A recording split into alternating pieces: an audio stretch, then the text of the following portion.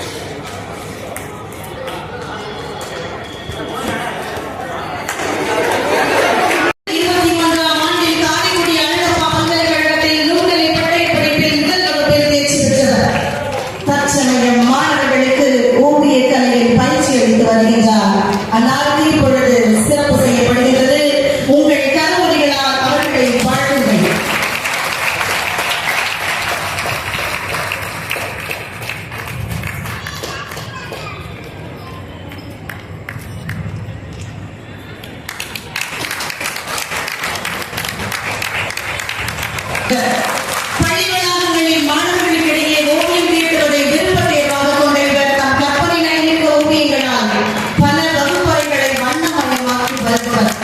மேலும் ஓவிய கல்வி நுட்பங்கள் குறித்து மாணவர்களிடையே உரையாடியும் வருவர். இவர் கடந்த 25 வருடங்களாக திருச்சியில் இயங்கி வரும் திருச்சி நகைச்சுவை மற்றும் மன்றம் என்ற அமைப்பின் செயலாளர் சோழமண்டல அவர்களை சிறந்த கலை ஓவியார் அலங்கரியுங்கள்.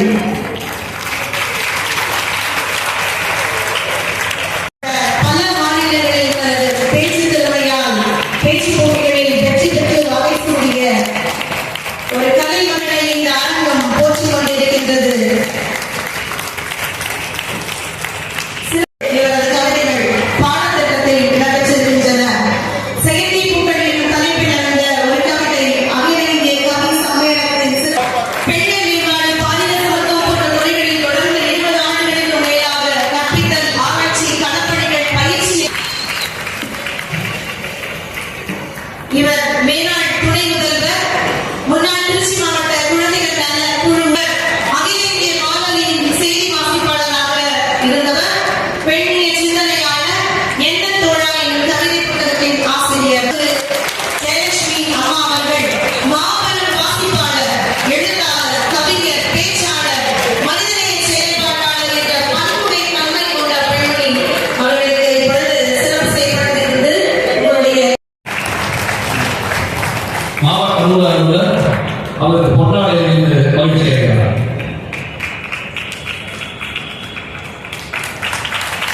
அதை உருவாக்கிய அந்த சிறு குழந்தைக்கு ஒரு சான்றிதழ்